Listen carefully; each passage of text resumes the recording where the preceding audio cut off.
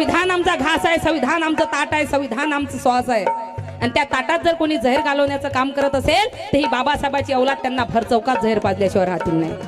संविधान एका जातीसाठी लिहिलं का बाबासाहेबांना? विचार करा तुम्ही. भारतात जर सगळ्यात जास्त कोणाचे पुतले असेल तर ते डॉक्टर बाबासाहेब आंबेडकरांचे. बाबासाहेब जर दुसऱ्या समाजात पैदा झाले असते तर बाबासाहेबांच्या गावागावामध्ये सोन्याचे पुतले राहिले असते रे. सर्वात जास्त जर पुतले कोणाचे बघाल, देशात नाही विदेशात, सर्वात जास्त बाबासाहेबाचे. पण विचार करा, सर्वात जास्त जर विटंबना होत असेल तर ते बाबासाहेबाच्या पुतल्याची. म्हणजे आता तुम्हाला माहित आहे परभणीचं प्रकरण. परभणीच्या मोठ्या पुतल्याजवळ तिथं संविधानाची उभारलं होतं आणि त्या संविधानाला खोडतोड केलं होतं दत्ताराम पवार हरामखोर. पण बाबासाहेबाचे पुतले फोडतात, बाबासाहेबाची विटंबना करतात, तरी सुद्धा दत्ताराम पवार जर बाबासाहेबाचं संविधान नसतं तर बाबासाहेबाच्या लेकरांनी त्याला बकऱ्यासारखं कापलं असतं. विटंबना करणारे, बाबासाहेबाचा पुतला तोडणारे, त्याला सुद्धा संरक्षण बाबासाहेबाचं संविधान देते. विचार करा तुम्ही. म्हणजे दुश्मनालाही बाबासाहेबाचं संविधान संरक्षण देते.